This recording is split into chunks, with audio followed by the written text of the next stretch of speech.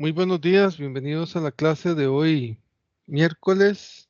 Hoy estamos 21 de abril. Vamos a iniciar el día de hoy la clase con un tema nuevo que es parte complementaria de diseño eléctrico, que es el tema de análisis de cortocircuito. Vamos a tener para atacar este tema diferentes presentaciones. Vamos a iniciar hoy con una con conceptos generales y después vamos a tener otras adicionales, inclusive hay un par de presentaciones extra que vamos a emplear, al menos no las voy a ver esas extra a profundidad aquí, pero sí las pueden ver como temas adicionales de conceptos para complementar el entender el análisis de circuitos o del tema de cortocircuito propiamente. La idea con este tema va a ser ver, aunque existen diferentes métodos de solución para hacer análisis de cortocircuito, vamos a ver dentro de la temática dos de los muchos métodos que hay para hacer análisis de circuito. Y las dos presentaciones principales que siguen después de esta están enfocadas una para cada uno de esos métodos de solución. Aparte de eso, el tema va a haber una tercera opción, ¿verdad? Pero esa tercera opción, digamos, no va a estar formalizada en el curso, simplemente lo vamos a ver como un video que yo les voy a estar dejando en Teams, que va a ser un video explicativo con respecto a lo que es el uso del software ETAP, software cuya licencia está instalada en computadoras allá en las salas en la D1025 en el edificio electromecánica y que no tenemos acceso a las mismas de forma en línea. Entonces, pero aún así no quiero que se vayan sin conocer la herramienta. Entonces ahí yo tengo un video ya grabado de semestres anteriores sobre el uso de la herramienta y cómo se hacen diferentes estudios con la herramienta. Esa, esa presentación se las estaría dejando en otras clases posteriores. La clase que vimos la vez anterior, el lunes pasado, terminamos la clase 6.1. La 7.1 quedamos en el acuerdo que nos la íbamos a brincar. Esa yo se las dejo el lunes a modo de video. La parte de transformadores, tengo que hacerlo y ahí se los dejo. Y el próximo lunes lo que tendríamos es consulta de la tarea 3. Así fue el acuerdo. Eh, entonces, la clase 8.1 era una clase relacionada con la parte de cómo una red que había que editar en el software ETAP, pero como no vamos a hacer uso de la herramienta formalmente, entonces esa clase, la 8.1, queda sustituida por el video que les voy a dejar sobre el uso de la herramienta. Luego, entonces, después de la clase 8.1, seguiría esta, la 9.1. Entonces, por aquello, ahí en el TEC Digital, ya les he dejado las diferentes clases, 6.1, digamos, 7.1 ya está ahí. La 8.1 no la van a encontrar porque, repito, esa era para editar una red en ETAP. Y de ahí la 9.1, 9.2, 9.3 y un par de clases adicionales las he dejado esta mañana ahí en el TEC Digital para que ustedes puedan accesarlas y disponer de ellas para su estudio. Entonces, sin más, estaríamos entrando a la explicación de la clase 9.1. Esta son 49 diapositivas, pero perfectamente las abarcamos en la clase del día de hoy. Por cierto, ya programé antes de iniciar ya programé en el TEC Digital la entrega del proyecto 1, proyecto residencial, que estaría entonces para este día,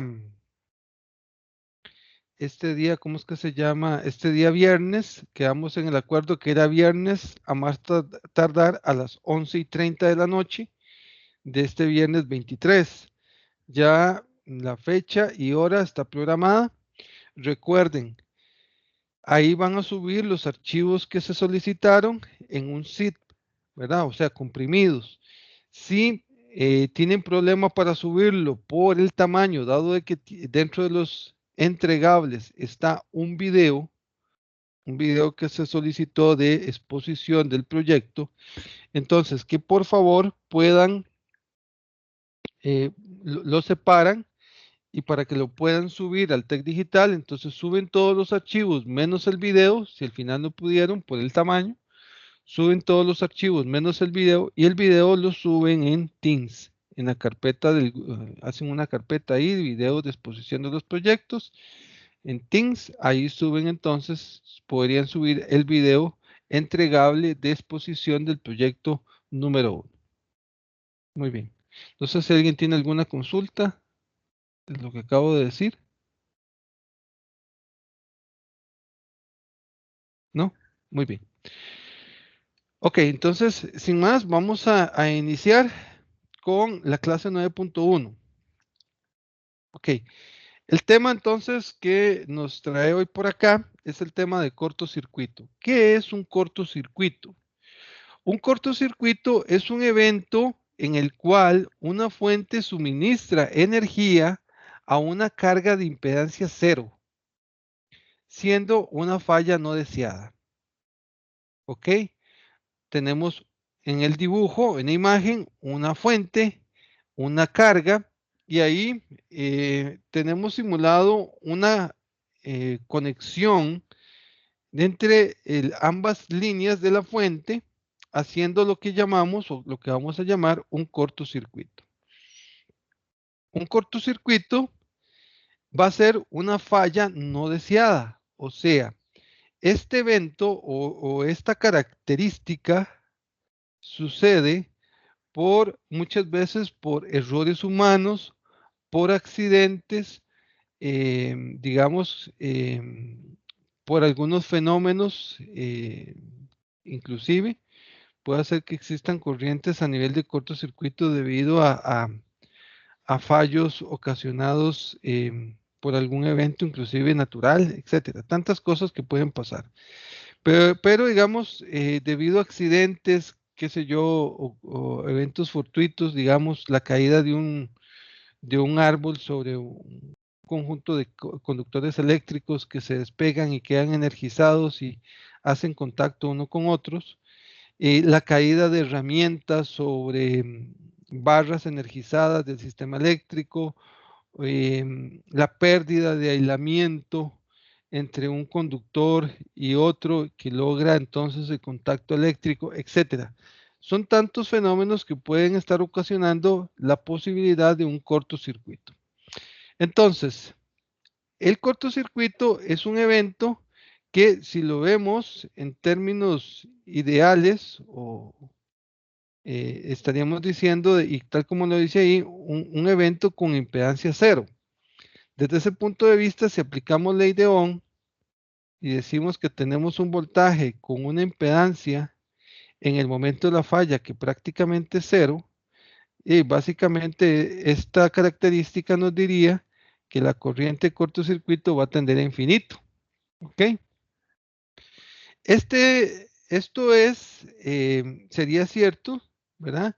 En la medida de que cada vez más esta impedancia sea o tienda a cero. La verdad es que en la teoría ese valor de corriente de cortocircuito no es en realidad una corriente infinita. Es una corriente sí muy alta. Es una corriente que va a estar en el orden de los kiloamperios, pero no necesariamente es una corriente que va a tender a infinito. ¿Ok? ¿Por qué?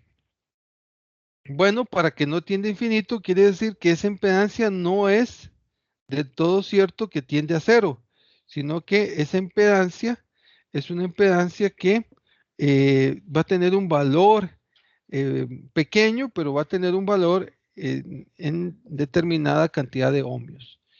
¿Y esto por qué? Bueno, porque no existen entre la fuente y el punto de falla, no existe el conductor perfecto. Ya ustedes saben que todo conductor tiene una impedancia asociada. De hecho, la hemos tenido que calcular en los proyectos para determinar la caída de tensión por tramos, ¿verdad? Entonces, ahí tenemos una impedancia asociada. Por ejemplo, cuando tenemos transformadores en el sistema, también tenemos una impedancia asociada debido a la impedancia interna del transformador, etcétera. Entonces, en alguna u otra medida, esa impedancia no es necesariamente cero.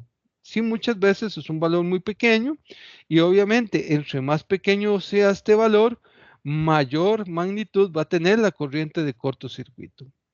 Ahora bien, ¿por qué es importante hacer este estudio? Bueno, resulta que si empezamos a meter los elementos que se componen de una instalación eléctrica en un circuito como estos, deberíamos estar pensando en la incorporación de un elemento contra cortocircuito y falla tierra, o sea, un elemento de protección que nos permita, digamos, en el caso de que suceda este evento, nos permita tener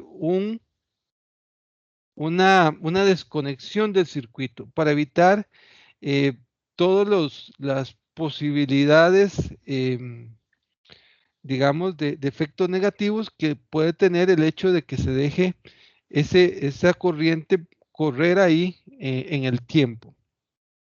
Entonces, por ejemplo, cuando nosotros hemos hecho el diseño, hasta este momento, en lo que hemos visto del curso, hemos aprendido que los disyuntores tenemos que seleccionarlos para una cantidad de corriente que necesita la carga. La carga va a demandar una corriente nominal, ¿verdad? De la carga. Y ya sabemos que este dispositivo tiene una corriente nominal, ¿verdad? Que tiene que ser una capacidad de corriente superior a la corriente nominal de la carga para garantizar el que la carga no esté disparando el dispositivo. Y tiene que tener especificado una cantidad de polos. Si es un disyuntor de un polo, dos polos o tres polos. Muy bien. Pero aquí no se queda la información técnica del diseño. En el mercado, por ejemplo, si yo digo que este disyuntor es de 200 amperios, 3 polos, si yo mando a comprar esto, me estoy quedando corto con la información técnica que estoy dando de ese elemento. Necesito dar más información técnica. ¿Qué información hace falta? Bueno, hace falta especificar la capacidad interruptiva del diseño del dispositivo a corrientes de cortocircuito. Entonces, por ejemplo, puede hacer que nos encontremos elementos que están diseñados para 10.000 amperios de cortocircuito, 15.000 amperios de cortocircuito, qué sé yo, 20.000 amperios de cortocircuito, y ahí siguen, ¿verdad? Qué sé yo, 50.000 amperios de cortocircuito, y ahí sigue la lista. O sea, ¿qué es lo que estoy diciendo?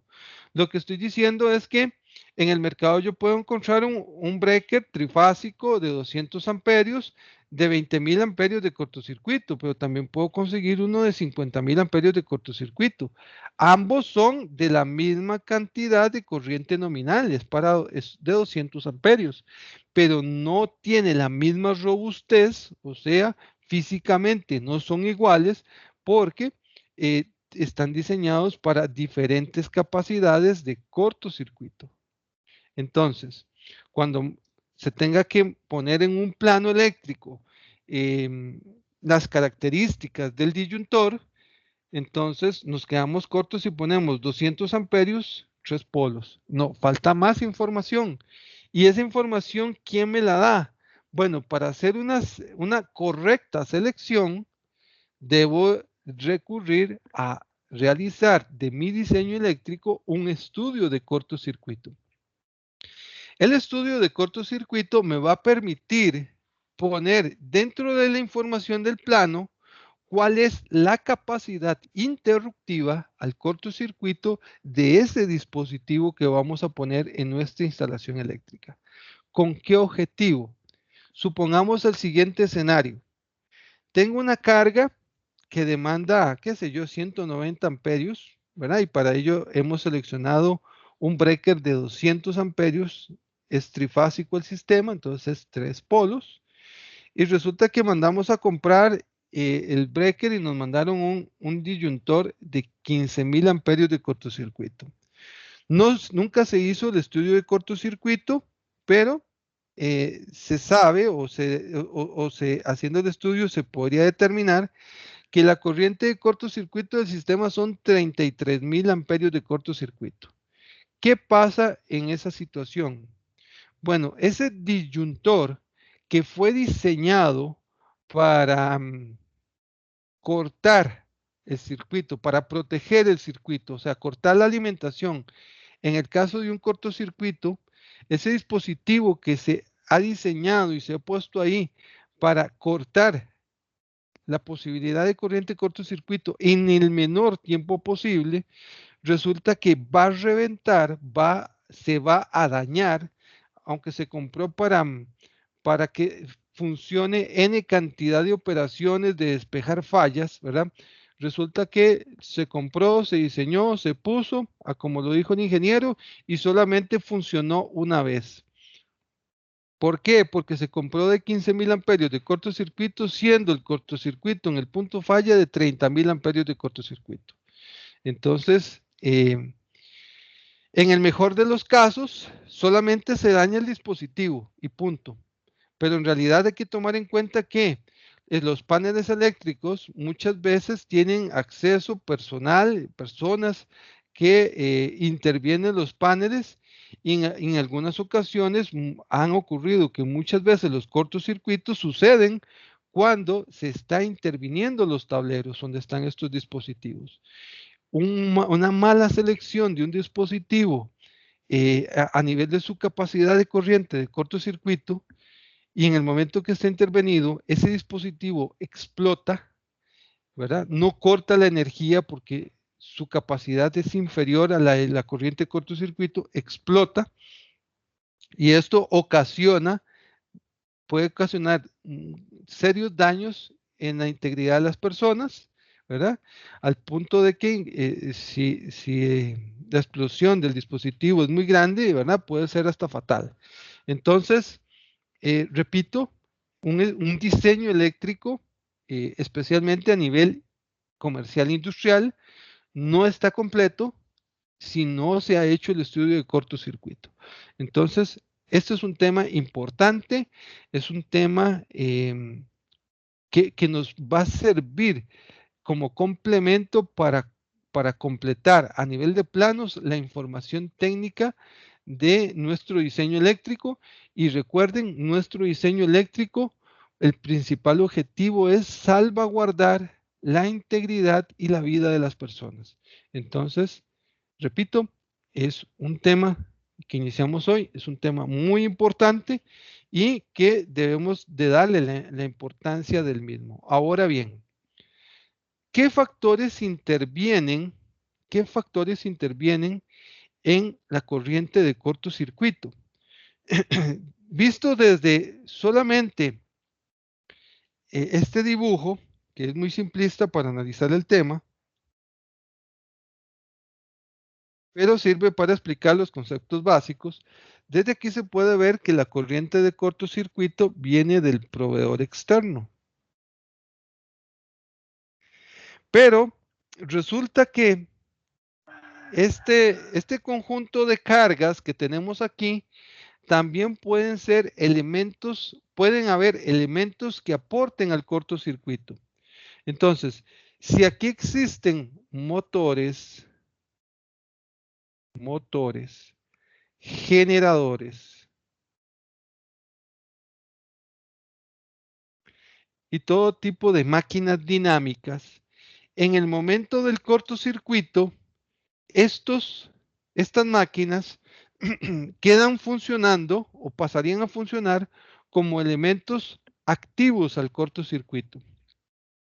Entonces resulta que estos vienen a aportar también a que la magnitud de la corriente de cortocircuito sea más grande aún. Entonces, es importante tomar en cuenta no solamente la fuente de alimentación, o sea, el proveedor de energía externo.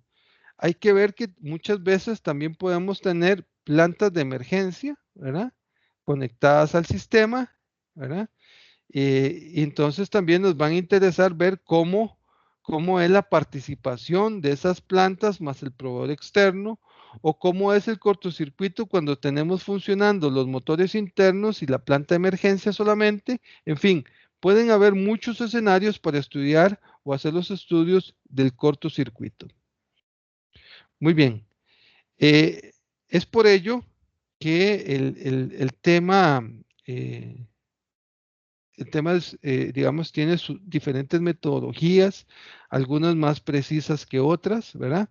Digamos, nosotros vamos a ver dos de las más utilizadas, una tiene sus características, que es el método de estudio de cortocircuito por impedancia equivalente, y el otro que es el estudio de cortocircuito por el método de KVAs equivalentes. Entonces vamos a estar haciendo ese estudio, ¿verdad? Viendo esos diferentes métodos para poder hacer estos estudios de cortocircuito.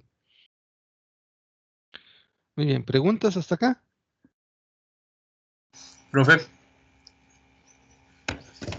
Sí, eh, en, en este caso, entonces, bueno, para el proyecto residencial que nosotros estamos diseñando, los interruptores que nosotros seleccionamos por lo general sí soportan los cortocircuitos que se dan a nivel de residencias. correcto, correcto, excelente apreciación. Sí, de hecho, muchas veces, bueno, primero que nada, hoy que iniciamos el tema de cortocircuito, no quiere decir que una red, por ejemplo, residencial no se pueda hacer. En cualquier tipo de red podemos hacer estudios de cortocircuito, ¿verdad? Pero, digámoslo así, los dispositivos que normalmente se venden a nivel comercial o sea, todo lo que son breaker, fusibles, portafusibles, para lo que son la línea de protección a nivel residencial, están perfectamente, calzan perfectamente para soportar las corrientes de cortocircuito que se podrían dar a nivel residencial. En otras palabras, lo que quiero dar a entender, se podría hacer un estudio de cortocircuito a nivel residencial, pero generalmente lo que se encuentra en el mercado, digamos, tienen capacidades interruptivas que perfectamente soportan ese tipo de corrientes de cortocircuito que se dan. Entonces, para el proyecto, digamos, obviamente no hay que hacer el proyecto residencial, no hay que hacer estudio de cortocircuito, por lo que acabo de mencionar. Pero repito, eso no quiere decir que no se pueda hacer. Sí se puede hacer el estudio para comprobar, pero generalmente no se hace porque no, digamos que no va a afectar, ¿verdad? El hecho de la corriente nos va a dar siempre menor, la corriente de cortocircuito nos va a dar menor a la que realmente se dispone, sí, o la que encontraríamos si la calculáramos. Muy bien, gracias por la pregunta. ¿Alguna otra? ¿No? Muy bien, entonces, dentro del estudio de cortocircuito, eh, básicamente vamos a ver que el voltaje en realidad tendería a cero en el punto de falla, ¿verdad? Porque la impedancia es prácticamente cero, ¿verdad? Entonces, si tenemos una oposición de cero, eh, digamos, la caída de tensión en ese punto, repito, es cero. Pero la fuente, en ese mismo momento, la fuente sigue suministrando el voltaje pleno alimentado a la falla. Entonces la corriente de falla tendería a infinito. Sin embargo, en la práctica la corriente es muy alta y está limitada por las condiciones físicas presentes. En circuitos industriales llega a valores de los miles de amperios, o sea, a nivel de los kA o sea, kiloamperios. Orígenes de la falla. Como les decía, pueden haber muchos factores como ruptura de conductores, caída de objetos metálicos en barras que están energizadas, debido a sobretensiones de origen interno atmosférico, pérdida de aislamiento por humedad, calor o envejecimiento. Consecuencias del cortocircuito. Cuando ocurre un cortocircuito, tenemos entonces la presencia de un arco que provoque o que provoca degradación de los aislamientos, conductores fundidos. La mayoría, de hecho, hoy salió ¿cómo es que se llama? Una información en las noticias que, si no me equivoco, si lo recuerdo bien, alrededor del 45% de los incendios en el país se deben a instalaciones eléctricas. Y muchas veces el principal, digamos, detonador del inicio del incendio es la presencia de un cortocircuito.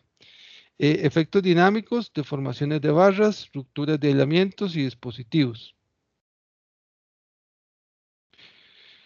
Para los circuitos próximos, por ejemplo, ocurre un cortocircuito y ¿qué pasa con mi vecino o con los circuitos que están alrededor o cercanos al punto de falla? Entonces, detectamos bajonazos de voltaje en un tiempo dado, detectamos desconexiones abruptas de algunas secciones, vemos una inestabilidad dinámica con pérdidas de sincronismo, vemos perturbaciones en los sistemas de control e instrumentación de tipo electrónico. Consecuencias del cortocircuito. La energía es liberada violentamente. Hay una gran cantidad de corriente desbordada, gran cantidad de luz enceguecedora, gran cantidad de calor quemante, esfuerzos dinámicos violentos, piezas quebradas y fracturadas.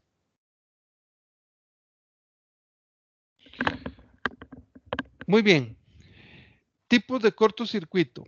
Vean, especialmente para aquellos que están llevando el curso de sistemas de potencia.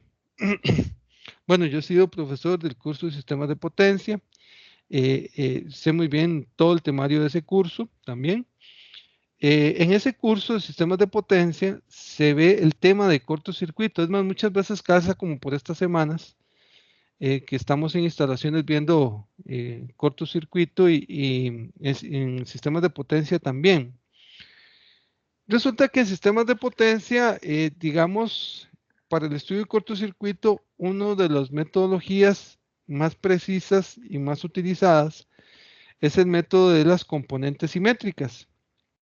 Se utiliza redes de secuencia positiva, redes de secuencia negativa y redes de secuencia cero, que eso corresponde a lo que son componentes de secuencia.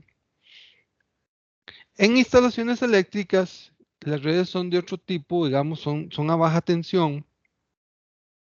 Se podría hacer estudios también utilizando esa metodología de componentes de secuencia, aunque resultan muy precisos otros métodos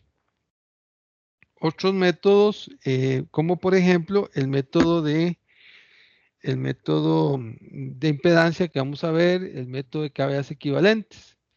Ahora bien, uno de los fallos, digámoslo así, desde el punto de vista de sistemas de potencia más fácil de analizar, es el de tipo de falla trifásica.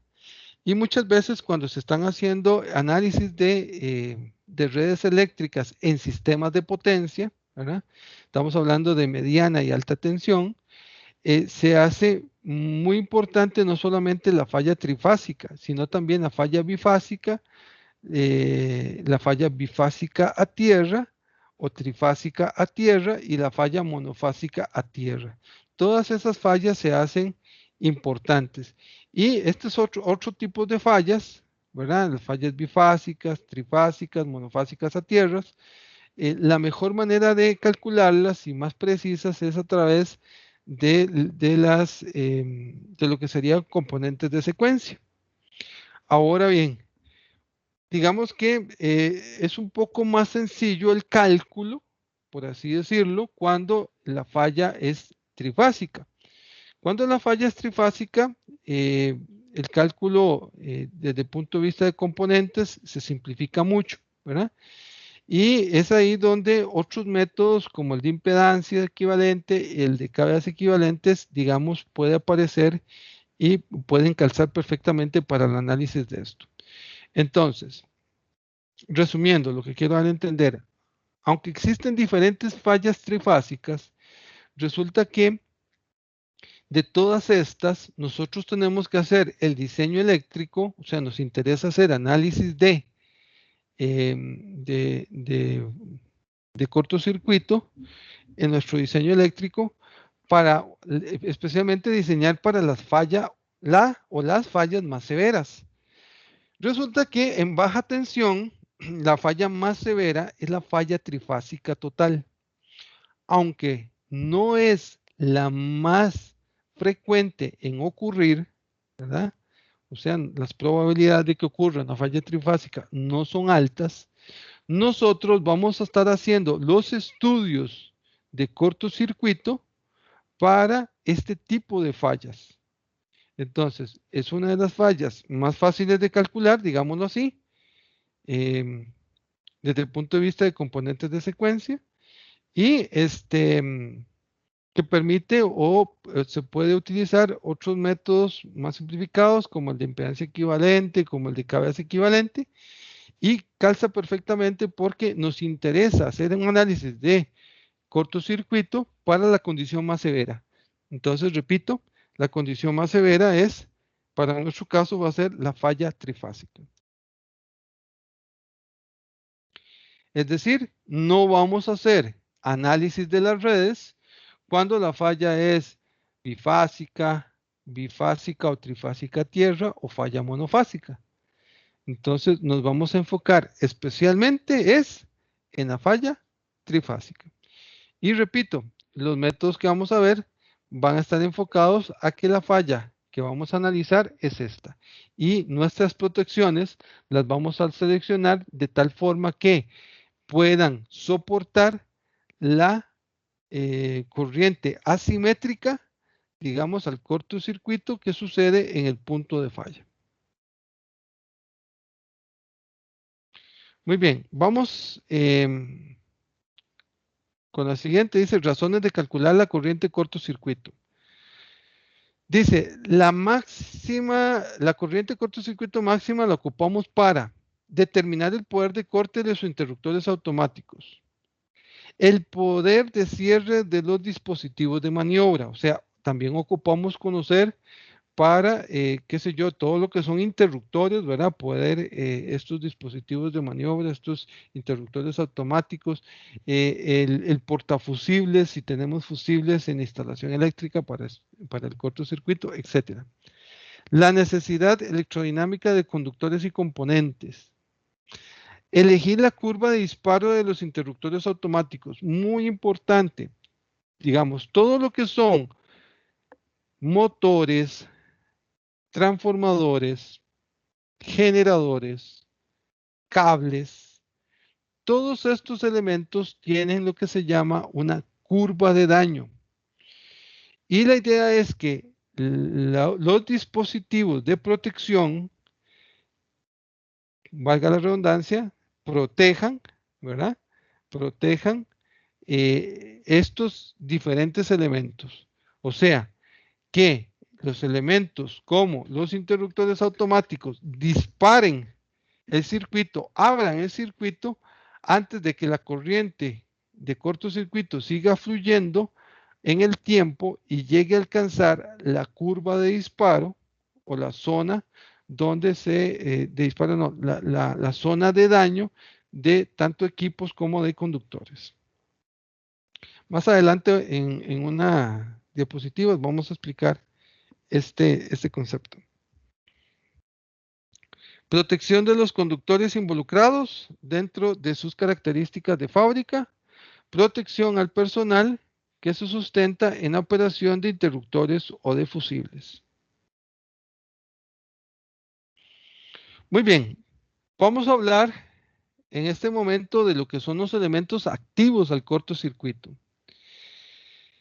Ok, el principal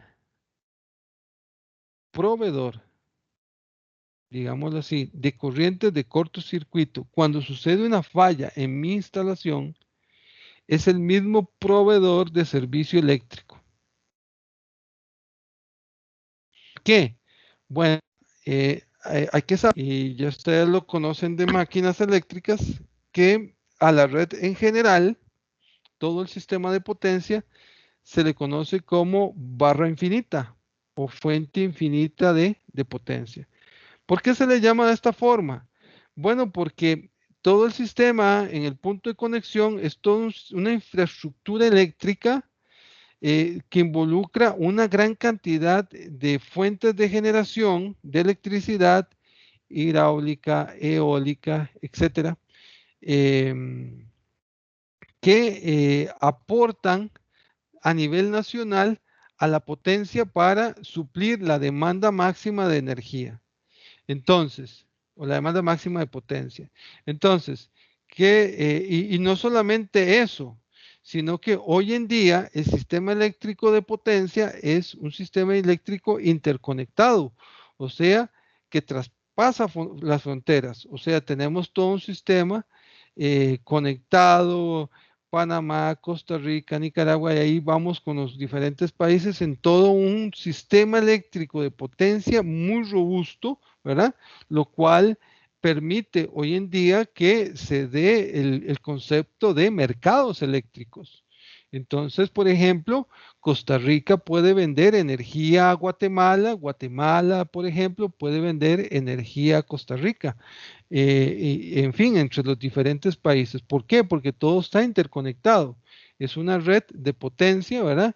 Obviamente, como toda red, hay puntos débiles, especialmente donde no hay doble circuito de enlace, etcétera. Pero ya esos son, digamos, temas más de sistemas de potencia que no voy a entrar en ese detalle. Lo que sí, digamos, que quiero que quedemos claros que el principal, digamos, proveedor de corrientes en el momento que suceda un cortocircuito, el principal proveedor a nivel de magnitud y corriente cortocircuito es el mismo proveedor de servicio. Entonces,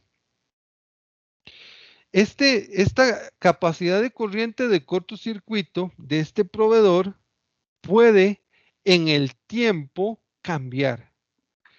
¿Cómo?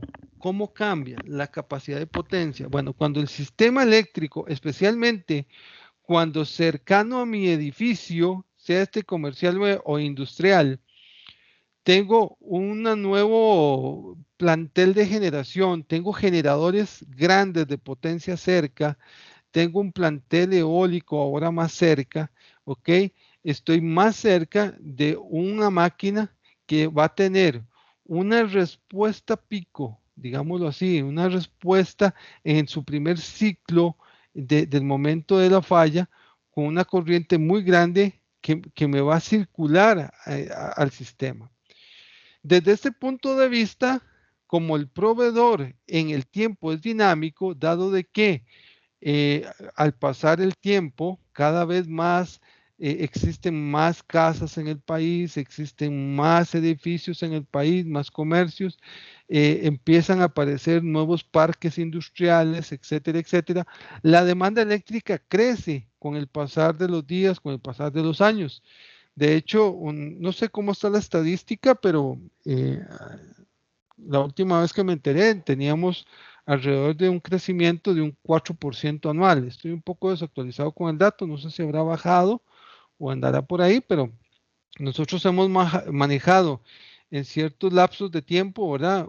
Crecimientos en la demanda de alrededor del 4% anual. ¿Esto qué quiere decir? De esto que quiere decir que en el tiempo necesitamos tener una cartera, las compañías que generan y distribuyen necesitan tener una cartera de proyectos para ir y estar con carga instalada, con disponibilidad para abastecer de energía estos nuevos clientes. Entonces, es ahí donde empresas grandes como el ICE tiene, qué sé yo, de aquí al año 2030, de tantos nuevos proyectos de generación, etcétera, etcétera. Entonces, ¿qué quiero dar a entender con esto? Bueno, que la capacidad de aporte a corriente cortocircuito de mi edificio podría estar cambiando en el tiempo y hay que tomarlo en cuenta porque uno de los principales proveedores de corriente cortocircuito, lo vamos a ver cuando empecemos a resolver y ver los métodos de solución. Uno de los principales es el mismo proveedor debido a esa fuente infinita de energía que tenemos en el punto de conexión. Ok, desde ese punto de vista, digamos, yo como profesor, yo manejo a título personal, les digo a regla de dedo porque la verdad es que no he encontrado un artículo que me diga un dato específico, pero digamos, la regla que yo manejo es que cada cierto tiempo, específicamente entre 4 a 6 años, debería estarse actualizando los estudios de cortocircuito.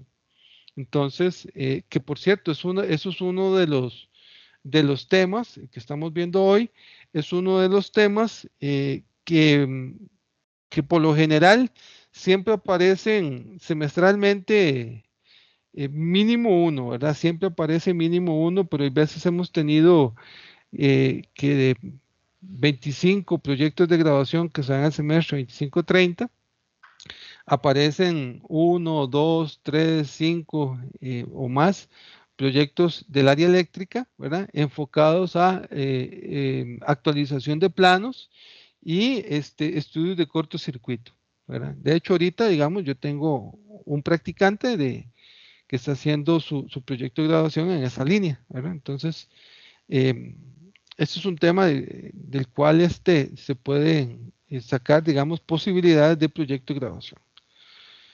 Muy bien. Y esta característica que se recomiende que cada cierto tiempo exista un estudio de cortocircuito se hace importante, especialmente para empresas que tienen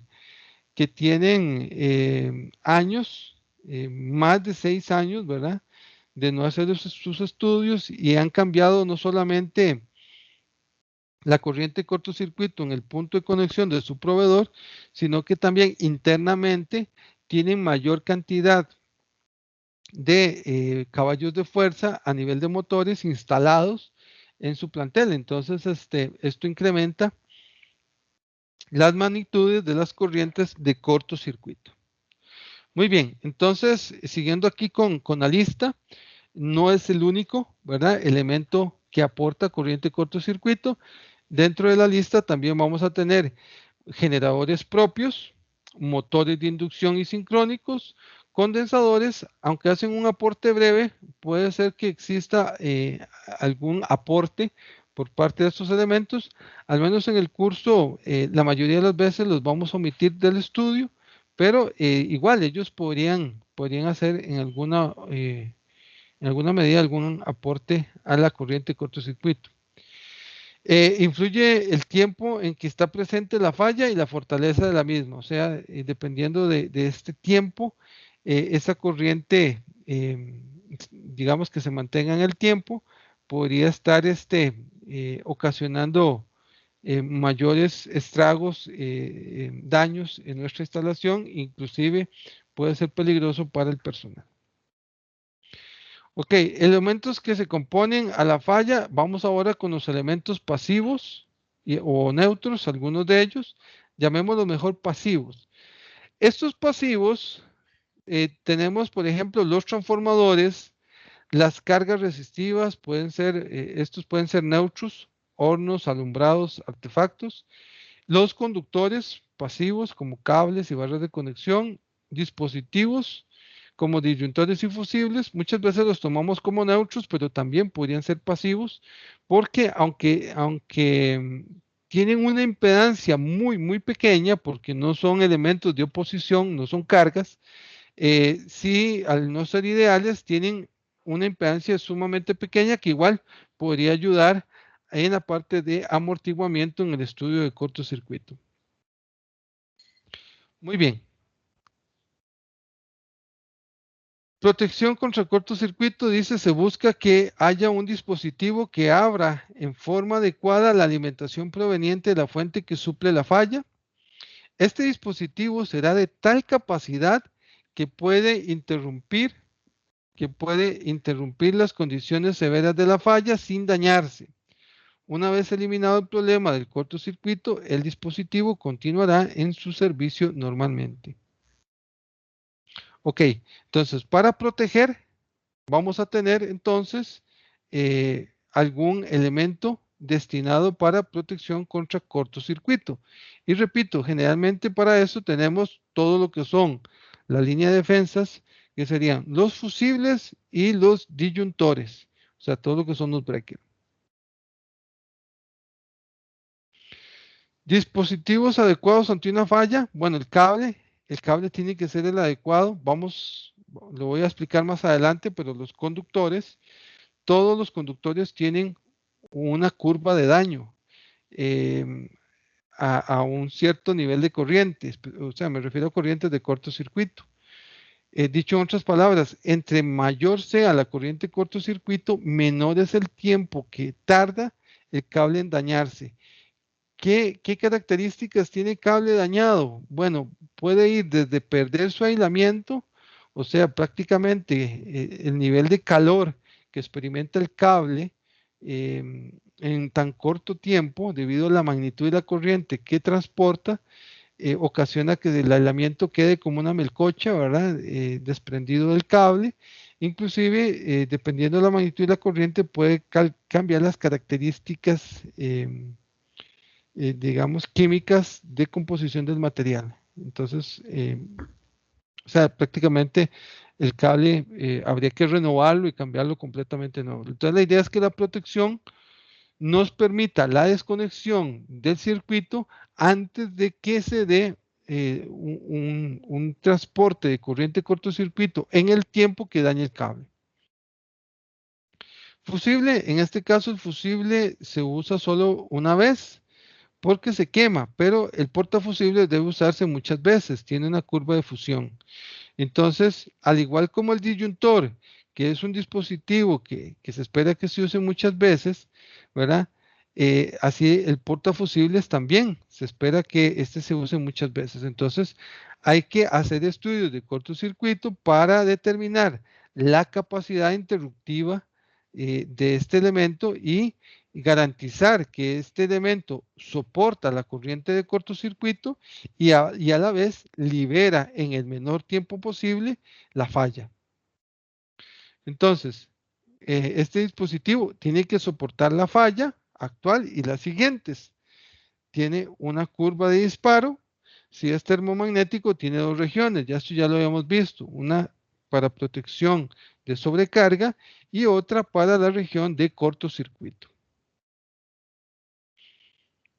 Bien, aquí vemos una curva de daño o cómo sería una curva tiempo inverso de daño de un conductor, ¿verdad?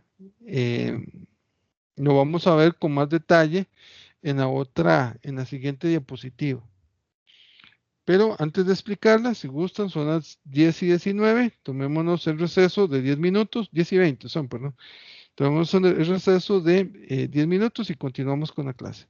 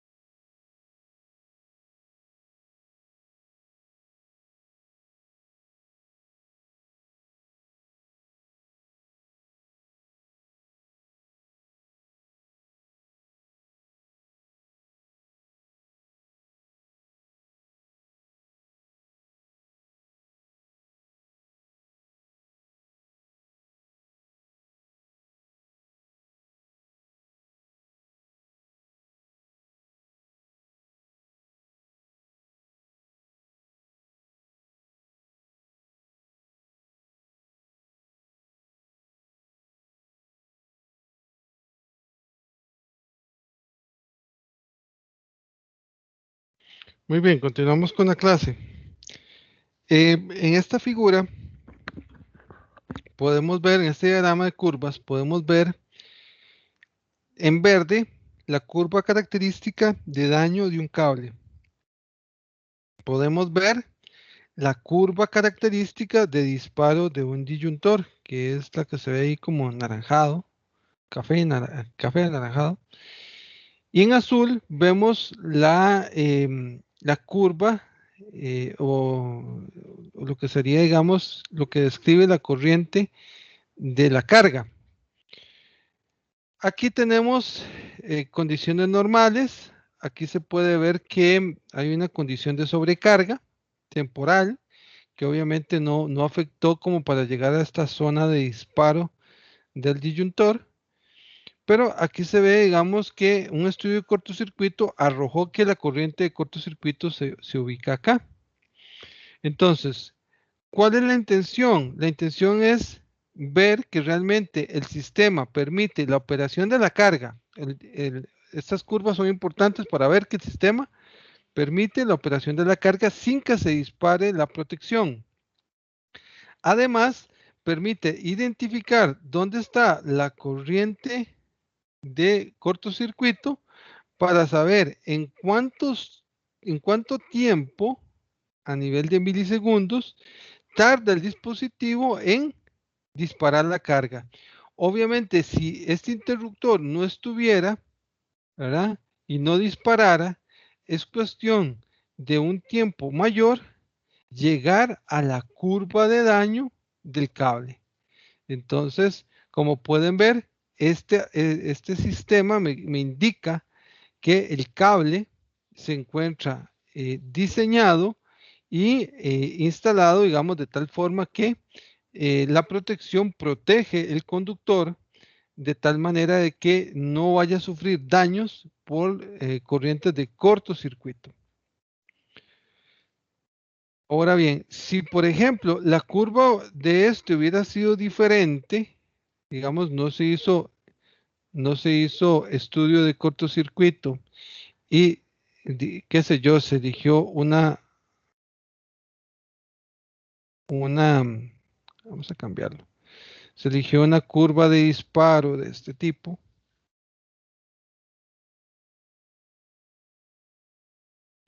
y queda, digamos, la curva queda de disparo, queda en la zona, permítame aquí un momentito para desconectar porque estoy rayando en la tablet, en la tableta de diseño, pero no me está dejando marca, no me está escribiendo. Tengo que desconectarlo y volverlo a conectar. Deme un segundo.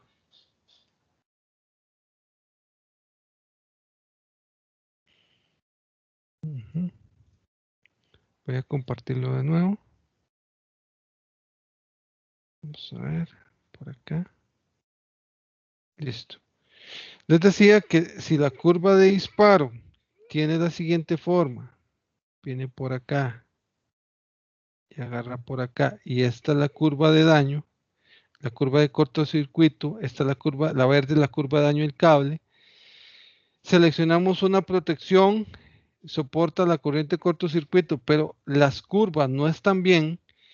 Entonces, primero se daña el cable antes de disparar la protección, ¿verdad? Y obviamente no estaría bien porque tarda un montón de tiempo, ¿verdad? Eso quiere decir que hemos seleccionado mal la protección. Entonces, se vuelve importante no solamente el estudio de cortocircuito para saber esto, se vuelve importante también el conocer estas curvas.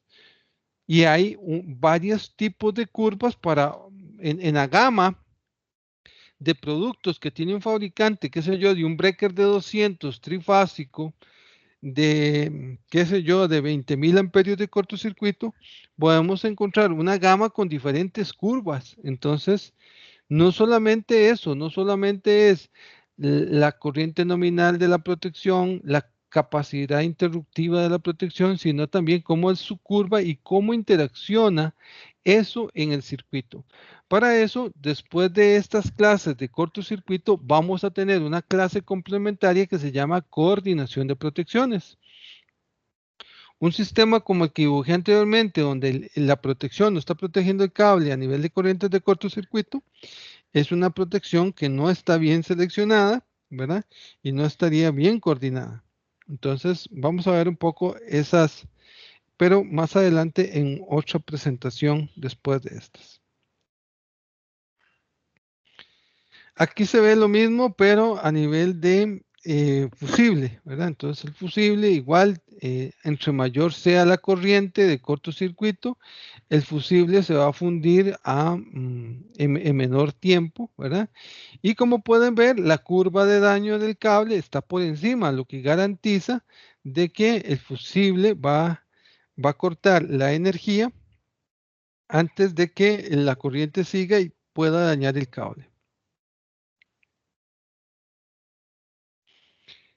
En esta otra gráfica podemos ver información donde vemos diferentes elementos de protección. Por ejemplo, vemos la curva de un disyuntor termomagnético,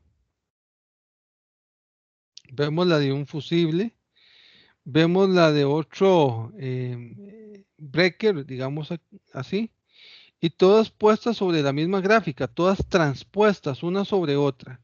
De tal forma que cuando sucede un cortocircuito en un punto, podemos ver, qué sé yo, quién dispara primero, quién dispara segundo y quién dispararía de último, ¿verdad? En la línea de defensa. De tal forma que si falla el primero, tenemos al segundo y de último al tercero. En fin, todo esto se llama coordinación de protecciones y es aquí donde se hace importante que cuando vamos a hacer un diseño eléctrico, las protecciones deberían escogerse en la misma casa de fabricante. O sea, en la misma casa de fabricante vamos a tener la certeza de que las diferentes curvas de los diferentes dispositivos las vamos a transponer y de esta forma poder hacer estudios de coordinación de protecciones. Pero repito, este tema lo abarcaremos más adelante. Intervalos de capacidad interruptiva. Generalmente la capacidad interruptiva de un dispositivo tiene que ver con la robustez del mismo, tanto en sus componentes internos de desconexión como en la estructura exterior. Normalmente a nivel residencial, los dispositivos tienen capacidades interruptivas que oscilan entre los 10.000 y 20.000 amperios simétricos. Comercialmente andan entre 20.000 y 30.000 amperios simétricos. Para industrias medianas y pesadas, los valores típicos andan alrededor de los 40.000 y 50.000 amperios. Pero pueden darse situaciones especiales que implique usar aparatos de 100.000 amperios o más. Intensidad de corriente durante el cortocircuito. Básicamente, durante el cortocircuito, en un modelo simplificado, vamos a tener la fuente de corriente alterna, una impedancia de cortocircuito equivalente, que básicamente esta impedancia, tanto la de aguas arriba como la de aguas abajo, vamos a poder obtener una impedancia que se compone de forma rectangular como R más JX, ¿verdad? O sea, vamos a tener un tipo de reactancia inductiva a nivel de la red y de tal forma que a la hora de calcular la corriente de cortocircuito, vamos a ocupar en el punto de falla, poder calcular esa impedancia equivalente para poder obtener entonces el valor de la corriente de cortocircuito. Recuerden que nosotros tenemos impedancias tanto de la parte aguas arriba, que viene del proveedor externo principalmente, o una planta de generación propia, y aguas abajo, que viene de todas las cargas al final de los ramales, que serían todo lo que son motores de inducción, motores sincrónicos, tanto motores monofásicos como trifásicos, todos ellos contribuyen a aportar en alguna u otra medida a la magnitud de la corriente de cortocircuito.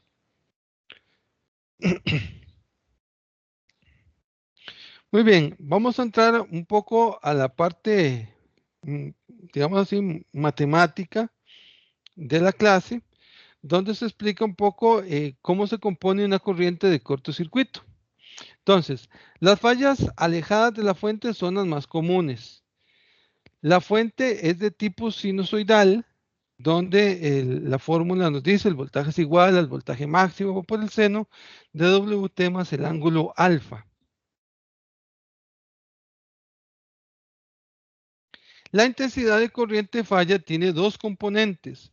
Bueno, obviamente como la fuente es senoidal, la respuesta con respecto a la impedancia va a tener esa misma característica. Tiene una característica de tipo senoidal. Ahora bien, debido a la cercanía o lejanía con las principales máquinas de generación, ¿verdad? Vamos a tener la implicación de un elemento más que aporta magnitud a la corriente de falla, que se llama la componente de tipo unidireccional. Como pueden ver, la corriente senoidal tiene la misma estructura, I máxima o I pico seno WT más ángulo, más el ángulo alfa.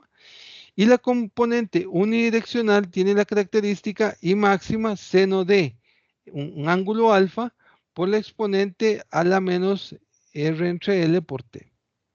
Por lo tanto, la corriente total sería la sumatoria de esos dos componentes, y esos dos componentes, componente alterna senoidal y la unidireccional, componen eh, la corriente de cortocircuito.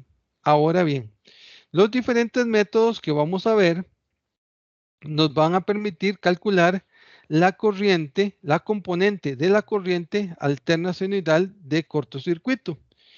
Y no vamos a tener ningún método para calcular la componente unidireccional. Ahora bien, la corriente que nos interesa es la corriente total, ¿ok? Entonces, se le llama corriente de cortocircuito simétrica a la corriente eh, que se obtiene del análisis con la componente alterna senoidal solamente. A eso se le llama corriente simétrica del cortocircuito. Y la componente, se le llama corriente asimétrica del cortocircuito a la suma de las dos componentes, la componente alterna senoidal y la componente de tipo unidireccional. ¿Cuál es la corriente que interesa? Repito, la que interesa es la corriente asimétrica. Entonces, si se están preguntando cómo vamos a hacer para calcular la corriente asimétrica, si los diferentes métodos que vamos a ver solamente calculan la componente simétrica, les adelanto que las redes eléctricas en baja tensión están sumamente estudiadas a nivel de este fenómeno, ¿verdad? Las corrientes de cortocircuito. Entonces, ya se tiene estadísticamente hablando en cuánto afecta la magnitud de la corriente simétrica la componente unidireccional. Entonces, nosotros vamos a calcular por los métodos que vamos a ver la corriente simétrica, y a esa corriente la vamos a multiplicar por un factor para obtener el equivalente de la corriente asimétrica. Y repito, la que nos interesa al fin y al cabo es la corriente asimétrica. Entonces, quería recalcar bien eso y que quedara bastante claro de que cuál va a ser el proceso que vamos a ver. Ondas resultantes a la falla, alejadas de la fuente. Básicamente tenemos unas corrientes senoidales de falla, tenemos una corriente unidireccional y una corriente que se suma a los diferentes elementos, digámoslo así, de esa corriente de falla. Entonces, caso simétrico y asimétrico. Entonces, el caso simétrico, repito, está asociado con la componente senoidal, y el caso asimétrico está asociado a la suma de componente senoidal y la componente unidireccional. Entonces, se dan casos simétricos y, como les decía, los diferentes casos van a repercutir, la magnitud va a repercutir con respecto a la distancia o la magnitud que estemos con respecto a la fuente o que se tenga con respecto a la falla. Entonces, cuando la corriente cortocircuito está alejado de la fuente, un caso simétrico, tenemos la gráfica de arriba, pero con el caso simétrico, ¿verdad? Tenemos que la magnitud en los primeros ciclos de la onda, especialmente el primer ciclo, la magnitud es mucho mayor que el del caso simétrico debido al efecto de la componente unidireccional. Como es importante saber con certeza el momento en que ocurre la falla de cortocircuito, que se presenta una instalación, los sistemas involucrados en el camino de cortocircuito deben dimensionar de modo que sean capaces de soportar el valor simétrico en la peor condición. Los métodos de cálculo entregan valores simétricos, pero dentro del dimensionamiento del sistema debemos trabajar con el valor asimétrico. Muy bien, aquí vienen unas formulitas para el cálculo de cierre de algunos interruptores. Esto lo voy a brincar. Digamos que por el momento no me interesa. Pasamos acá. Falla cercana a la fuente.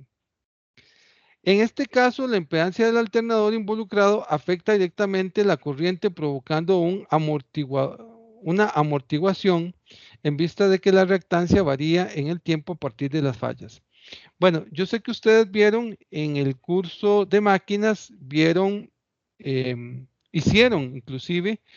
teoría e hicieron análisis de circuitos de alternadores sincrónicos. Es muy difícil, no creo que hayan visto en ese curso el comportamiento de la máquina en momentos de falla. Resulta que, como para complementar lo que estuvieron viendo ahí, cuando ustedes vieron en el curso de máquinas, vieron máquina sincrónica, estuvieron haciendo análisis de circuitos con lo que se llama reactancia sincrónica. Eso es una reactancia que tiene la máquina, me la dice el fabricante, y es una reactancia que tiene la máquina en estado estable, o sea, una condición sin falla y en una condición particular de despacho de potencia. En el caso de falla, la máquina, para analizarla, no presenta o no se estudia con esta reactancia. Es importante, y este sí es un dato que también da el fabricante me da de este tipo de equipos, con este tipo de equipos me da lo que se llama la reactancia subtransitoria. La reactancia subtransitoria es una reactancia que debemos considerar de los primeros 10 a 20 milisegundos cuando ocurre una falla cercana a este equipo. Luego, después de ese tiempo, de 20 a 500 milisegundos, digamos que esta reactancia subtransitoria va a cambiar a otro valor y obviamente después de mucho tiempo, digamos, ya entra en juego solamente la reactancia sincrónica. ¿Esto por qué sucede? Bueno, eso es propio de la dinámica de la máquina. Depende mucho los valores del tipo de máquina que se tenga, si es un alternador de polos salientes, polos lisos, de mucha velocidad o de baja velocidad, ¿verdad? Etcétera. Pero estas características son propias de cada uno de los diferentes equipos. Lo importante aquí es saber que ocupamos esta información para poder hacer estudios de cortocircuito cuando tengamos en el análisis que involucrarnos con este tipo de generadores que están cercanos al punto falla. Otro detalle importante es que lo mismo va a suceder con los motores. Cuando yo tengo aguas abajo, están instalados los motores y sucede un cortocircuito, hemos dicho que estas máquinas son elementos activos al cortocircuito, o sea, van a aportar corriente al cortocircuito. Por lo tanto, es importante saber cuál es la reactancia subtransitoria de estas máquinas. Ahora bien, esto no muchas veces es fácil de obtenerlo a nivel de motores. Y es aquí donde el tema de cortocircuito, digamos, la información que hay que recabar para hacer estudios de cortocircuito, se nos puede poner cuesta arriba. ¿Qué sé yo? Imagínense, estar buscando la reactancia subtransitoria de una empresa que en totalidad a nivel de activos en motores tenga 200, 300 motores y haya que estar buscando esta información de reactancias subtransitorias para poder hacer los estudios de cortocircuito con una muy buena precisión. Es aquí donde, repito, se nos pone un poco cuesta arriba los estudios de cortocircuito. En las clases que siguen de este tema, vamos a ver cómo se ataca esta problemática. Muchas veces, dependiendo del tamaño del motor, se manejan ciertas reactancias subtransitorias en porcentaje por HP.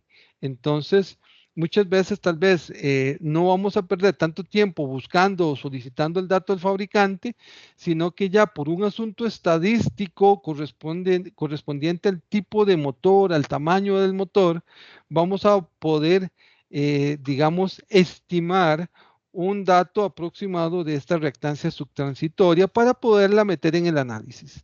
Entonces, esto lo vamos a aprender más adelante en las siguientes presentaciones para que ustedes vean, por ejemplo, bueno, si yo tengo 200 motores de un caballo de fuerza, bueno, hacer eso y el diagrama fasorial y estar metiendo todo eso para hacer un estudio de cortocircuito, se nos dificulta mucho a nivel gráfico, ¿verdad? A nivel de diagrama unifilar. Y en esos casos, ¿qué se hace? Bueno, podríamos estar pensando en sacar un equivalente. Bueno, qué sé yo, 200 motores de un caballo fuerza es equivalente a nivel de estudio de cortocircuito de que vamos a tener un motor de 200 caballos de fuerza instalados en X punto, ¿verdad? Ahora bien, ese cambio hipotético de máquina, bueno, la máquina no lo tenemos, ¿qué reactancia subtransitoria le ponemos a ese equipo? Bueno, entonces vamos a ver qué características podríamos agregarle, ¿verdad? A este equipo a nivel de reactancia subtransitoria. Pero esta reactancia, repito, se hace muy importante, tal como lo vemos acá, porque el valor del aporte de corriente de este equipo está muy ligado al valor subtransitorio que tiene la máquina en este punto. O sea, la reactancia permanente, digámoslo así, originalmente no me sirve porque eso es una reactancia que funciona en estado estable. Tanto la reactancia subtransitoria como transitoria son de tipo senoidal, o sea, la respuesta que tengo es de tipo senoidal amortiguado y ya todo unido, digamos, podemos verlo por ciclos, el tiempo que reacciona la reactancia subtransitoria, la transitoria y la permanente. Entonces, es importante, repito, conocer la reactancia subtransitoria porque estamos encontrando la corriente de cortocircuito, especialmente en el primer valor pico de la onda fundamental de corriente de cortocircuito para poder hacer la selección de los dispositivos, de la capacidad interruptiva de los diferentes elementos y sistemas de la red que estemos diseñando. Generalmente en estas máquinas la reactancia subtransitoria a nivel de magnitud es menor que la reactancia transitoria y este es menor que la reactancia subtransitoria. Por eso la reactancia subtransitoria, como es la menor de todas, a la hora de encontrar una corriente, un aporte de corriente cortocircuito, al ser la menor es la que es de mayor magnitud a nivel de corriente y obviamente es la que estaría sumándose con el resto de corrientes del sistema para complementar la corriente de cortocircuito de todo en el punto de falla propiamente. Cuando la falla cercana a la fuente, entonces, como les decía, en el momento que estamos cercano a la fuente, vamos a tener tanto debido a la parte, digámoslo así, subtransitoria de las máquinas que están cercanas a la fuente, y si le sumamos el valor de componente asimétrico que tiene caso simétrico, eso hace que al momento que sucede una falla, el valor de la corriente va a tener un valor alto, ¿verdad?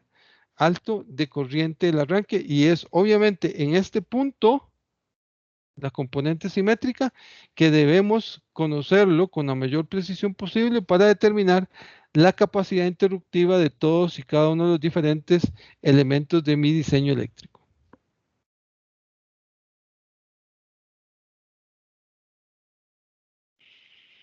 Comentarios. En mediana y baja tensión, es normal considerar la corriente de apertura dentro de la región transitoria.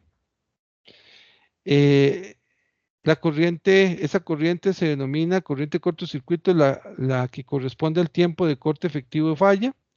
El tiempo corte efectivo corresponde a la suma de tiempo de relé de protección más el tiempo que dura abriendo los contactos del interruptor respectivo. O sea, cuando sucede un cortocircuito, siempre va a haber, aunque sea a nivel de milisegundos, un flujo de corriente en el sistema. ¿Por qué? Porque en el momento que sucede la falla, se empieza a dar la reacción de la protección. Inclusive cuando está abriendo sus contactos, entre contactos puede existir la transferencia de corriente a través de arco eléctrico. O sea, la ionización del aire en esa zona, ahí permite la formación de un arco eléctrico y hasta que esté a una cierta distancia un contacto del otro, se disipa por completo el arco. Entonces, todos esos tiempos, aunque son tiempos a nivel de milisegundos, son tiempos en el cual hace que la corriente de cortocircuito fluya por cables, por máquinas, etcétera. Muy bien, premisas para realizar los cálculos de cortocircuito. Existen varios métodos para realizar este análisis, sin embargo, se parte de algunas premisas. Bueno, el circuito a analizar es de tipo radial, la alta tensión no puede pasar de 230 kilovoltios, el cortocircuito trifásico, el efecto es igual en las tres fases. Durante el cortocircuito el número de fases no se afecta. Durante la falla, el voltaje que la produjo y la impedancia de cortocircuito no varía. Entonces, todas esas son premisas que se manejan en los diferentes métodos. Las derivaciones de los transformadores se consideran en su posición intermedia, o sea, no hay cambio en los taps de los transformadores. Se considera que el arco producido no tiene resistencia alguna, se desprecian todas las capacidades de la línea, se desprecian las corrientes de carga y se tienen en cuenta todas las impedancias homopolares. Métodos de cálculo de cortocircuito. Dice, con base en la norma francesa NFC 15100, que es para corriente alterna y baja tensión, la corriente de cortocircuito se puede calcular por método de impedancias, método de composición, método convencional, método simplificado. Nosotros nos vamos a enfocar la clase que sigue a esta, método de impedancias. Para el método de impedancias, si ustedes recuerdan, los diseños eléctricos de la parte de comercial e industrial involucran transformadores o selección de transformadores. Aunque la clase les va a quedar para el lunes a nivel de video, ahí van a ver que estos proyectos involucran transformadores. Cuando ustedes vieron el tema de transformadores y tuvieron que hacer análisis de circuitos, vean que cuando hacemos estudio de cortocircuito vamos a hacer análisis de circuitos. Entonces, cuando ustedes hicieron análisis de circuitos con transformadores, ustedes tuvieron que haber visto que hay dos regiones generalmente para resolver el circuito.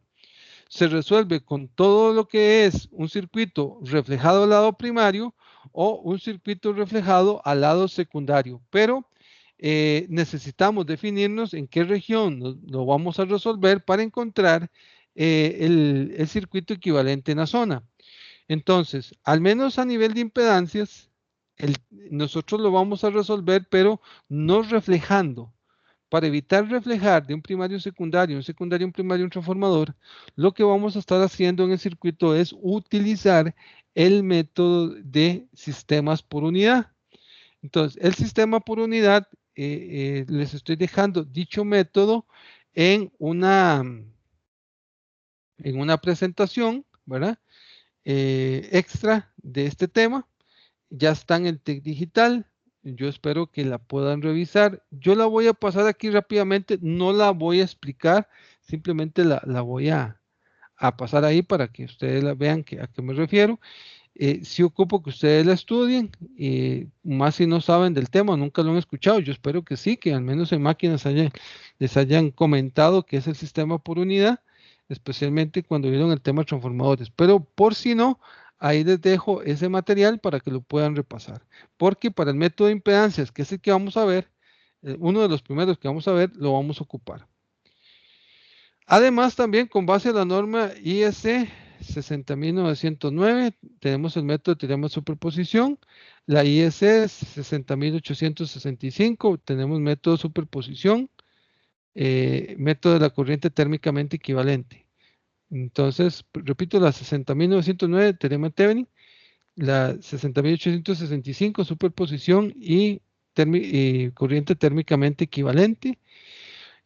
Con la IEC 909, método de las componentes simétricas y método de los KVAs equivalentes. El de método de los KVAs equivalentes, es otro de los métodos que vamos a ver. ¿Ok? Entonces, es el segundo que vamos a ver por acá. Método de las impedancias. Dice, este es apto para baja tensión. Sirve para calcular la corriente de falla en cualquier punto con buena precisión. De hecho, de los dos métodos que vamos a ver, dos métodos manuales, porque recuerden que hay un tercer método que es a través del software, que ahí, digamos, estaría abarcado a nivel de un video nada más. De los dos métodos manuales que vamos a ver, este va a ser el más preciso, el de mayor precisión. Consiste en sumar separadamente las resistencias y reactancias que intervienen en el lazo que involucra la falla.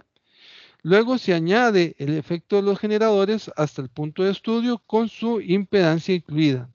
Al final, la fórmula final es bastante sencilla. Es simplemente corriente cortocircuito es igual al voltaje entre la impedancia de cortocircuito. Pero como vamos a emplear el método de por unidad, tanto la impedancia está en por unidad, como el voltaje lo vamos a tener en por unidad, como la corriente va a estar en por unidad.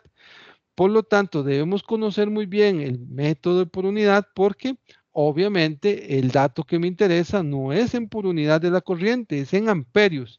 Entonces, toda la teoría relacionada con por unidad, cómo convertir una unidad de ohmios, potencia, voltaje, corriente, cómo convertirla de sus unidades básicas a por unidad, y también cómo devolverse, cómo convertir de por unidad a voltios, amperios, watts, volamperios, etcétera. Todo eso eh, interesa mucho en el curso. No voy a entretenerme con el método de composición, es una descripción general, ahí lo tienen por si quieren leerlo, pero este no lo vamos a abarcar. Método simplificado tampoco. El del teorema de Thevenin tampoco. El de superposición tampoco. Pero ahí les dejo una descripción breve de los métodos. La corriente térmicamente equivalente. Componentes simétricas. Los que estén en sistemas de potencia. En el curso de sistemas de potencia. Este lo van a ver bastante a profundidad. Y el otro que vamos a ver acá es el método de los KVAs equivalentes. Resulta que de los dos métodos manuales que vemos, si ustedes buscan tesis nuevas o de proyectos de graduación de estudiantes de la carrera, tanto aquí a nivel del TEC como inclusive también de la UCR, van a encontrar que la mayoría del método manual que utilizan es el método de KVAs equivalentes. ¿Ok? ¿Por qué? Bueno, se dimensiona el diagrama unifilar con valores de reactancias, voltajes y capacidades iniciales. Luego se calculan las potencias que fluyen por todo el diagrama como si fueran corrientes. Estas potencias se dimensionan en kilovoltamperios, de ahí su nombre, KVAs equivalentes, y se calculan en varios puntos especiales de la red a analizar a criterios del analista. Luego se hace el cálculo de la corriente con base a ecuaciones aritméticas convencionales, tomando como dato los valores de kilovoltamperios y voltios. Generalmente los cálculos son aritméticos y no fasoriales. Entonces, como pueden ver, al ser cálculos aritméticos que no incluyen fasores, esto hace que el método sea, de los dos que vamos a ver, muy fácil de aplicar y obviamente el más fácil de entender. Es por eso que es uno de los métodos, digámoslo así, más utilizados y generalmente, inclusive cuando yo dejo quizzes o tareas relacionados con hacer estudios de cortocircuito y dejo el método abierto, es casi un hecho que siempre me lo van a resolver por el método de KBAs equivalentes.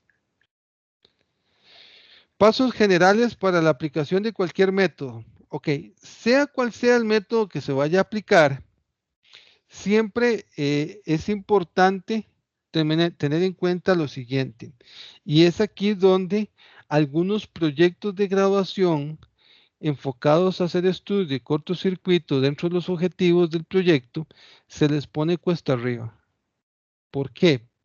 El paso número 1 es, se hace un diagrama unifilar eléctrico. Muchas veces cuando los llaman para hacer un proyecto nuevo, ¿verdad? Digamos, si el proyecto es nuevo, o sea, el edificio no está construido, digamos que eso no es tanto problema, porque en realidad el proyecto abarca generar todo. El proyecto se complica muchas veces cuando es un rediseño. Y resulta que el estudiante llega, solicita o le dicen, vean, ocupamos hacer un estudio de cortocircuito de la planta, ¿verdad? El estudiante dice que sí y hay ciertas preguntas que no hacen la entrevista. Peligroso no hacer la siguiente pregunta. ¿El plano eléctrico de la empresa, el diagrama unifilar específicamente, está actualizado, sí o no? Si no está actualizado, es ahí donde viene el problema. Y de hecho, muchas veces se espera, en realidad, resolver o hacer el estudio de cortocircuito es muy rápido, no dura tanto tiempo. Se espera que el estudiante haga más que un estudio de cortocircuito.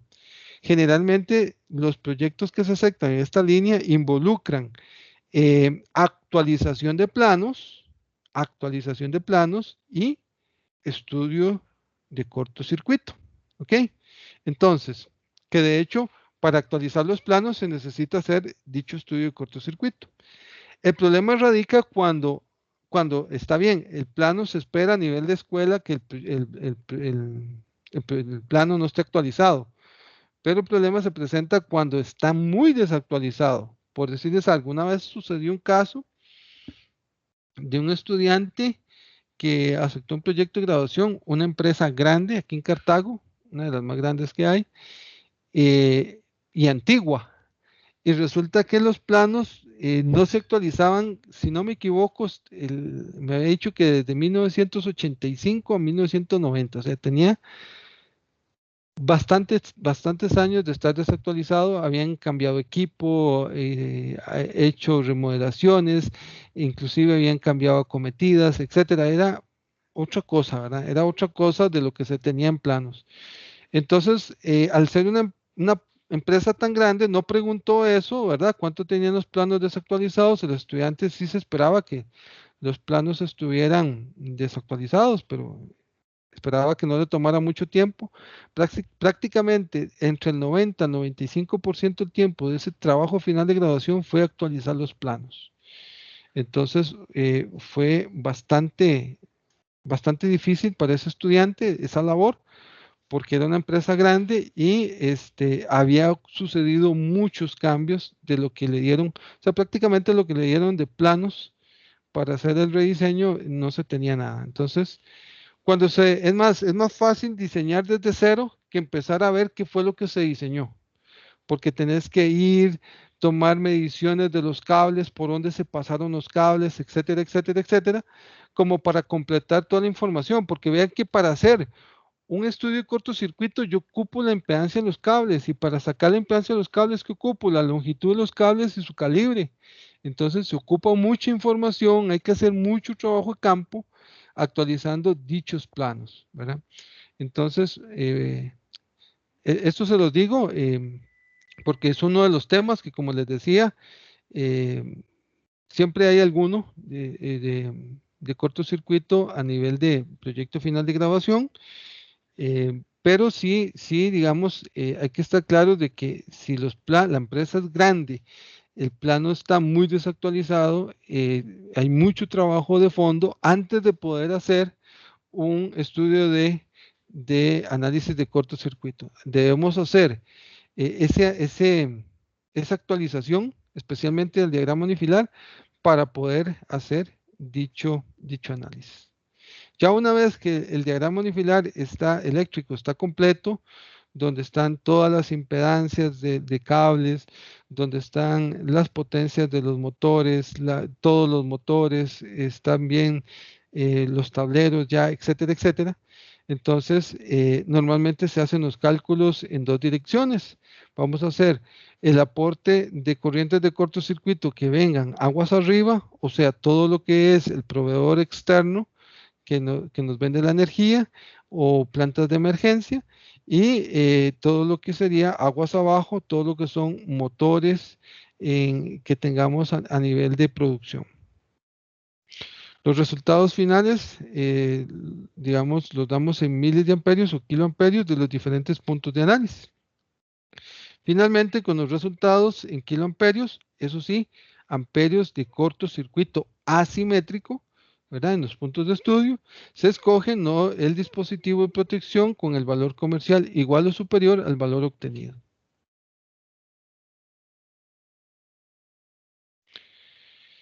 Aquí, en estas últimas diapositivas, hay aquí de forma abreviada un caso residencial para estudios de cortocircuito, pero esto, digamos, no me interesa tanto como les comenté anteriormente. A nivel residencial, básicamente lo que se tiene es corrientes que el tipo de protecciones que se vende comercialmente están capacitados para soportar la corriente de cortocircuito a nivel residencial. Muy bien, hasta aquí entonces tengo la clase para el día de hoy. Antes de que se vayan, sí quería hacer una aclaración importante para la tarea número 3. Vean, por asunto de no complicarle, digamos, la parte de calificación al asistente, ¿verdad? Les solicito que cuando tengan que seleccionar la corriente de carga de un motor de las tablas del código, no hagan interpolación. O sea, por ejemplo, si yo les digo un motor de 480 voltios, por ejemplo, 480 voltios, 100 HPs, que creo que hay uno así en el primer ejercicio, eh, por favor no vayan a interpolar en la tabla, sino que, tal como lo dice el título de la tabla, entre 440 a 480 podemos escoger el dato que está a 460 voltios. Entonces, nos vamos ahí, 100 HPs, 460 voltios y escogemos el dato de ahí. Esto porque yo les dije que se puede interpolar, ¿verdad? Lo podríamos interpolar, pero si algunos me lo hacen interpolado y otros no interpolan, vamos a tener ahí algunas diferencias en las respuestas y esto podría complicar un poco la solución, la revisión para el asistente. Entonces, para que estemos claros, no vamos a hacer interpolación en las tablas, vamos a irnos a cuál es el valor de voltaje que más se ajusta el tipo de motor que tengo en el problema y selecciono ahí con el voltaje que me diga la tabla. Esa es una aclaración que quería hacer. Recordar que tenemos una exposición de esta tarea, la tarea 3, quedaría entonces para el próximo miércoles. Entonces la tarea se entrega el miércoles 28, ¿verdad? El lunes que sigue sería el quiz, pero resulta que ese día es el feriado del 1 de mayo, Día del Trabajador, se trasladó para el lunes 3. Entonces, ese lunes es libre. Así que el quiz de la tarea 3 estaría para el miércoles 5. El miércoles 5 de mayo, para que lo apunten por ahí, por favor. Miércoles 5 de mayo. Entonces, repito, de hoy en 8 se entrega la tarea. Recuerden, el próximo lunes nos vamos a conectar para lo que es por si tienen dudas de la tarea, por favor, se conectan desde un inicio, porque si no hay estudiantes conectados, yo espero ahí en la sesión abierta 15 minutos, y si no se conecta nadie, de ahí doy por finalizada la sesión, ¿verdad? Recuerden que la clase para ese día va a quedar en una grabación y yo la subo en Teams. Esos serían los comerciales finales. No sé si tienen alguna pregunta. Ah, también, perdón, disculpe, me falta un comercial importante, muy, muy importante. En estos días, a más tardar el viernes mismo, yo les voy a estar enviando a sus correos un formulario de Google Form para recoger la hoja de coevaluación del proyecto que se entrega a más tardar este viernes a las 11:30 de la noche, que ya está programado por el TEC Digital.